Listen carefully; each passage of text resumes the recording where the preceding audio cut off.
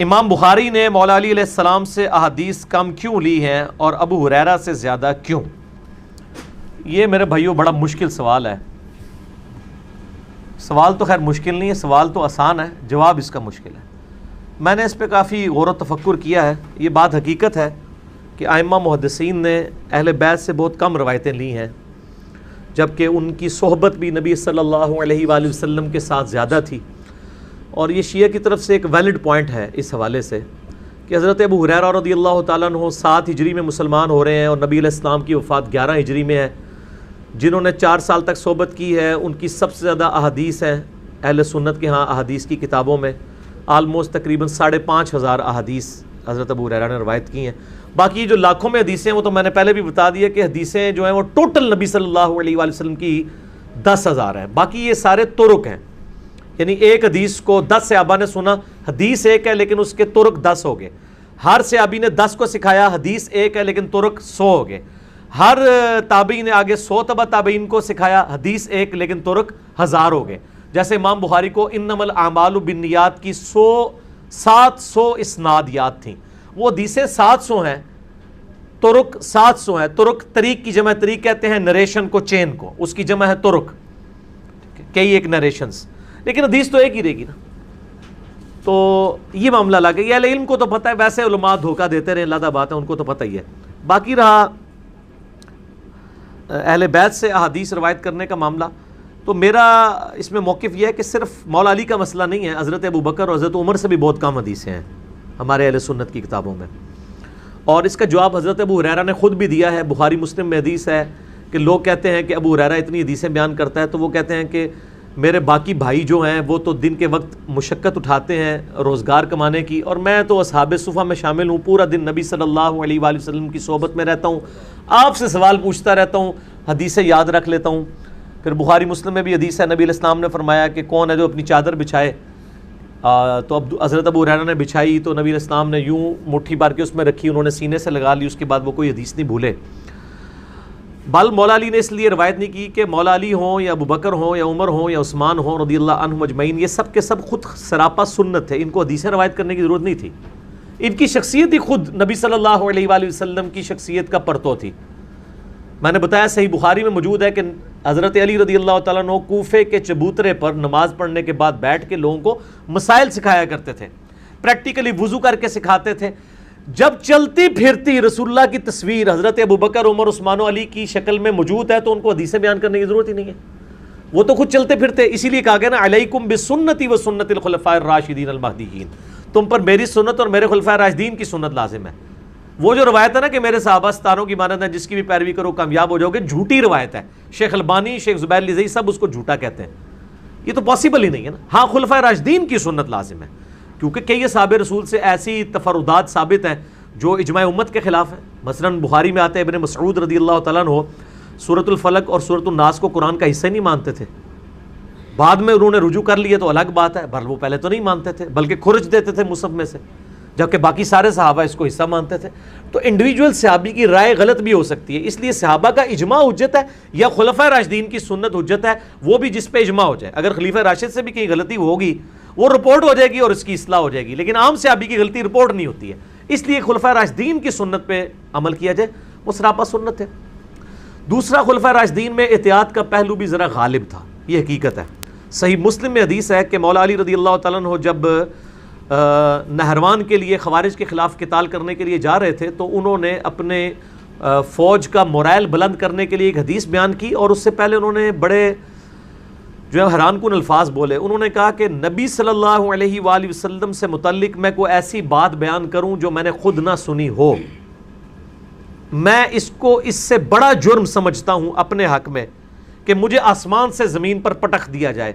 وہ میں اپنے لیے کم عذاب سمجھتا ہوں، لیکن اس عذاب کو میں بڑا عذاب سمجھتا ہوں کہ میں نبی صلی اللہ علیہ وآلہ وسلم کی طرف کو ایسی بات منسوب کر دوں جو میں نے خود نہ سنی ہو. اب ذرا احتیاط کا پہلو دیکھیں تو پھر ایسے لوگ تو ڈرتے ہی ہوں گے نا روایتیں بیان کرتے ہوئے. تو اس کے بعد پھر انہوں نے حدیث بیان کی کہ خوارج کو جو لوگ قتل کریں گے وہ مخلوق کے بہترین لوگ ہوں گے، اور خوارج کی جماعت جو ہے وہ بدترین جماعت ہوگی. جو کہ سیدنا علی ان سے قتال کرنے جا رہے تھے، انہوں نے اپنے فوجیوں کا مورائل بلند کیا، یہ اس موقع پہ انہوں نے کہا. تو یہ الفاظ مسلم میں ہے کہ میں آسمان سے زمین پہ گر پڑوں یہ مجھے گوارا ہے، لیکن نبی علیہ السلام کی طرف کوئی ایسی بات بیان کروں۔ پھر دیکھیں مسلم شریف کی جو پہلی حدیث ہے وہ مولا علی سے ہے، اور وہ حدیث کیا ہے؟ جس شخص نے میری طرف جھوٹ منسوب کیا وہ اپنا مقام دوزخ میں دیکھ لے۔ یہ حدیث حضرت ابو ہریرہ سے بھی ہے، انس بن مالک سے بھی ہے، مغیرہ بن شعبہ سے بھی ہے، جابر بن عبداللہ سے بھی ہے رضی اللہ عنہم اجمعین۔ یہ سارے طرق امام مسلم شروع میں یہ لے کے آئے ہیں، تو اس سے آپ کو احتیاط کا پہلو ذرا سمجھ آ جاتا ہے۔ تو میرا تو گمان ایسا ہی ہے۔ اور باقی جو یہ دوسرا سوال لکھا ہے نا کہ امام بخاری نے امام جعفر صادق علیہ السلام سے روایتیں کیوں نہیں لی ہیں اور امام مسلم نے کیوں نہیں لی ہیں، امام مسلم نے تو لی ہیں۔ میں نے بلکہ آج کے درس میں یہ حدیث بیان کی ہے، انٹرنیشنل نمبر کے مطابق صحیح مسلم میں 2005 سے لے کے 2007 تک مسلسل 3 طرق ہیں، 2005 سے 2007، وہ جو نبی علیہ السلام کا خطبہ ہے ہر تقریر سے پہلے کا، اما بعد فإن خیر الحدیث کتاب اللہ وخیر الہدی ہدی محمد صلی اللہ علیہ وآلہ وسلم وشر الامور محدثاتها وکل محدثۃ بدعہ، یہ جو خطبہ ہے یہ روایت امام جعفر صادق علیہ السلام نے کیا۔ امام جعفر سے 2 واسطوں سے امام مسلم نے لیا ہے، اور امام جعفر نے لیا ہے امام باقر سے، اور امام باقر نے سنا ہے جابر بن عبداللہ سے۔ اس کی آپ مسلم میں سند نکال کے پڑھ لیں کہ جعفر بن محمد اپنے باپ سے روایت کرتے ہیں اور وہ جابر بن عبداللہ سے۔ جعفر بن محمد الباقر، جعفر کون ہے؟ امام محمد باقر کے بیٹے۔ امام محمد باقر کون ہے؟ امام سجاد، امام زین العابدین، علی ابن حسین جن کا نام تھا، ان کے بیٹے، اور وہ سیدنا حسین کے اور وہ سیدنا علی کے رضی اللہ عنہم اجمعین وعلیہم السلام۔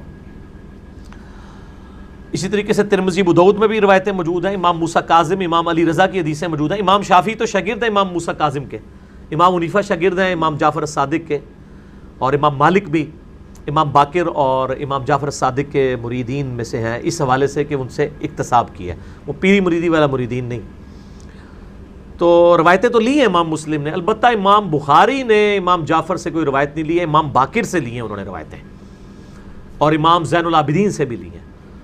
اور وہ اس کی وجہ یہ ہے کہ امام بخاری کے زمانے میں اہل بیت کے حوالے سے ایسا پراپوگنڈا تھا کہ وہ امام بخاری یعنی امام جعفر کو ضعیف راوی سمجھتے تھے۔ انہوں نے اپنے یعنی کتاب الضعفاء میں غالباً جو ضعیف راویوں والی کتاب ہے اس میں ان کو ضعیف راوی لکھا ہے۔ ضعیف سے مراد یہ ہے کہ حدیث قبول کرنے کے اعتبار سے اس کا کوئی بھی مطلب ایشو ہو سکتا ہے کہ وہ پراپوگنڈا تھا یا کیا تھا۔ وہ تو میں نے بتایا کہ امام شافعی جیسے امام پہ اتنی بڑی تہمت لگ گئی، امام بخاری تو بہت چھوٹے ہیں ان کے مقابلے پہ۔ امام شافعی جو ہیں وہ احمد بن حنبل کے استاد ہیں اور امام مالک کے سب سے لائق ترین شاگرد ہیں۔ امام شافعی اہل سنت کے وہ امام ہیں کہ ان کے پائے کا کوئی امام نہیں ہے، باقی تو صرف ایک فیلڈ کے امام ہیں۔ امام حنیفہ صرف فقہ میں امام ہے، حدیث میں ضعیف ہیں۔ امام احمد بن حنبل جو ہیں وہ فقہ اور حدیث میں امام ہیں، لیکن منطق کے اندر، فلسفے کے اندر، باقی چیزوں کے اندر وہ اس لیول کے نہیں ہیں، عقائد کے اندر۔ لیکن امام شافعی جو ہیں وہ حرفاً مولا تھے، لیکن ان کو بھی اہل سنت سے سننا پڑا کہ یہ رافضی ہو گیا۔ شکر ہے ہمیں تو لوگ نیم رافضی کہتے ہیں، ان کو تو پکا پورا ہی رافضی کہا ہوا ہے، تو کوئی فرق نہیں پڑتا۔ امام شافعی کے ماننے والوں کو آج بھی لوگ وہی کہہ رہے ہیں، اور امام شافعی کے مخالفین وہ ہیں وہ جو ہمارے مخالفین کے بزرگ تھے۔ تو امام شافعی نے شعر کہا، ان کان رفضا حب آل محمد، بالفرض اگر آل محمد صلی اللہ علیہ وآلہ وسلم کی محبت کا نام رافضی ہونا ہے، فلیشہد الثقلان انی رافضی، تو جنوں انس اس پر گواہ ہو جاؤ کہ میں رافضی ہوں۔ تو امام شافعی یعنی بالکل ڈٹ کے اپنے معاملے کے اوپر کہ ٹھیک ہے جو تم سے کہنا ہے ہوتا ہے وہ کہہ لو، میں تو آل محمد سے محبت کرتا ہوں۔ ظاہر ہے صحیح بخاری میں حدیث ہے، حضرت مولا حسین علیہ السلام کے چیپٹر میں امام بخاری لے کے ہیں کہ حضرت ابو بکر کہتے ہیں کہ رسول اللہ کی محبت کو آپ صلی اللہ علیہ وآلہ وسلم کی اہل بیت کی محبت میں تلاش کرو۔ یہ تو حضرت ابو بکر کا فتویٰ ہے، ان کان رفضا حب آل محمد فلیشہد الثقلان انی رافضی۔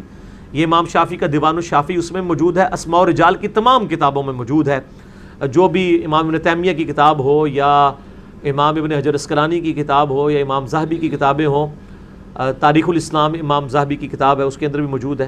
اہل سنت تواتر سے اسے نقل کرتے آئے ہیں۔ امام بخاری کو اگر 3 لاکھ احادیث یاد تھیں تو بخاری میں 7000 کیوں ہیں؟ باقی کدھر گئیں؟ باقی تو کہتے ہیں چھپ گئیں، ہم آپ کو بتاتے ہیں کہ باقی ہے ہی کوئی نہیں تھی، جانی کہاں تھی؟ یہی تو سب سے بڑا جھوٹ آپ کو بتایا گیا ہے۔ مجھے بتائیں، نبی علیہ السلام کی پوری زندگی سینٹرڈ اراؤنڈ قرآن ہے، قرآن آپ صلی اللہ علیہ وسلم کی زندگی کے آخری ہفتوں تک نازل ہوتا رہا ہے. تو یہ لاکھوں حدیثیں آپ نے کس زمانے میں بیان کی ہیں؟ حضرت ابو ہریرہ رضی اللہ تعالیٰ نے سب سے زیادہ حدیثیں روایت کی ہیں، ان کی حدیثوں کی تعداد بھی 5,500 سے زیادہ نہیں ہے. یہ لاکھوں حدیثیں کبھی بھی نہیں تھیں، نہ نبی علیہ السلام کی کوئی ہزاروں سال کی زندگی تھی کہ آپ نے لاکھوں حدیثیں بیان کی ہیں. اللہ کے بندو، لاکھوں حدیثیں بیان کرنے کے لیے سینکڑوں سال کی، ہزاروں سال کی زندگی چاہیے. یہ جھوٹ ہے کہ لاکھوں حدیثیں تھیں. حدیث، روایت، طریق، یہ چونکہ محدثین کی ٹرم ہے، عام لوگوں کو سمجھ نہیں ہے، اس لیے اس ناسمجھی کا فائدہ علماء اٹھا کے کہہ رہے ہوتے ہیں. جب ہم ان کو رفع الیدین کی حدیثیں بخاری مسلم سے دکھاتے ہیں نا، وہ کہتے ہیں ساڈیاں بھی ایسا وہ امام بخاری نے لئیاں ہی نہیں نے، وہ گم گیا کدھر. وہ امام بخاری کو 3 لاکھ یاد تھی، وہ جڑی نہیں لکھیاں نا وہ ساڈیاں سن. چلو بخاری نو بھلیکھا لگ گیا، نہ بخاری نے لکھی، نہ مسلم نے، نہ ابو داؤد نے، نہ ترمذی نے، سارے نے ایکا کر لا سی تہاڈے خلاف. یہ سارے جھوٹے ہیں، تسی سچے ہو. اصلی تسی جھوٹے ہیں کہ وہ سارے سچے نے. وہ 3 لاکھ حدیثیں تو ہے ہی نہیں ہیں. وہ جی امام احمد بن حنبل کو 6 لاکھ یاد تھی. یہ 6 لاکھ طریق ہوتے تھے. ترک طریق ایک واسطے کو کہتے ہیں، ترک اس کی جمع، یعنی چین جو چلتی ہے. مثلا نبی علیہ السلام سے عبداللہ بن عمر نے ایک حدیث سنی، اب وہ آگے 10 تابعین کو سکھا رہے ہیں. حدیث ایک ہوئی، ترک کتنے ہو گئے؟ 10. کیونکہ 10 کے 10 صحابہ جب بیان کریں گے تو 10 کے 10 تابعین مختلف ناموں کے ساتھ حدیثیں آئیں گی نا. عبداللہ بن عمر تو کامن ہوں گے، لیکن نیچے تو 10 بندے لگ گئے نا. ایک وہ جو ہے وہ بیان کرنے والا جو ہے وہ حسن بصری ہوگا، دوسرا ابن سیرین ہوگا، تیسرا کوئی اور ہوگا، روایت ایک ہی ہوگی. اور آگے ہر تابعی 10 تبع تابعین کو سکھائے. 10 تو میں بڑا محتاط کہہ رہا ہوں، تو سینکڑوں میں شاگرد ہوتے تھے. تو تبع تابعین تک پہنچتے ہوئے حدیث کے کتنے ترک ہو گئے؟ 100. اور آگے سے ہر تبع تابعی 10 لے 1000. امام بخاری کو انما الاعمال بالنیات، جو بخاری کی پہلی حدیث ہے اور مشکات کی بھی پہلی حدیث ہے اور مسلم میں بھی موجود ہے، اس کے 700 ترک یاد تھے. انما الاعمال بالنیات، اس میں سے انہوں نے چند ایک ترک لیے ہیں بخاری میں. وہ اس طریقے سے حدیثیں تھیں، وہ ترک زیادہ ہوتے تھے. اب جیسے بخاری میں حدیث ہے، جس نے میری طرف جھوٹی حدیث منسوب کی وہ اپنا مقام دوزخ میں دیکھ لے. مسلم شریف میں یہ پہلی حدیث ہی یہی ہے، اور ایک صحابی سے نہیں ہے. حضرت مولا علی رضی اللہ تعالیٰ عنہ سے ہے، جابر بن عبداللہ سے ہے، انس بن مالک سے ہے، ابو ہریرہ سے ہے، اور اسی طریقے سے مغیرہ ابن شعبہ سے ہے رضی اللہ عنہ اجمعین وعلیہم السلام اجمعین. بے شمار صحابہ سے ایک ہی روایت ہے. حدیث تو ایک ہے نا. اب آپ کی بیوقوفی، آپ کہہ دیں گے 7 حدیثیں. یہاں اب 60-70 بندے بیٹھے ہوئے ہیں، میں ایک جملہ بولوں، یہ 70 بندے باہر جا کے بیان کریں، وہ 70 جملے بن جائیں گے یا ایک ہوگا؟ جملہ تو ایک ہی ہوگا، لیکن اس کے ترک 70 بن جائیں گے. تو آپ کو یہ 70 گلاں کی تھی انہوں نے، ایک ہی کی ہے بھائی. نبی علیہ السلام نے لاکھوں باتیں نہیں کی ہوئی ہیں. ٹوٹل حدیثیں جو نبی علیہ السلام کی بنتی ہیں نا، یہ تکرار نکال کے 10,000 سے زیادہ حدیثیں نہیں بنتی ہیں. ٹوٹل آپ کی مبارک زندگی کی پوری حدیثیں.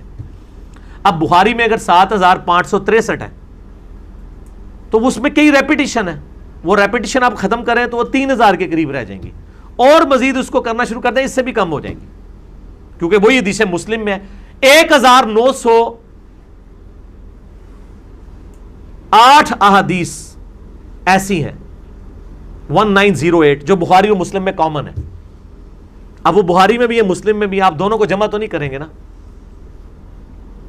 تو اس طریقے سے سکروٹنی کرنی شروع کریں تو 10,000 سے زیادہ ابن حجر اسقلانی نے جو لکھا ہے نا، وہ اتنی روایتیں بنتی ہیں آلموسٹ.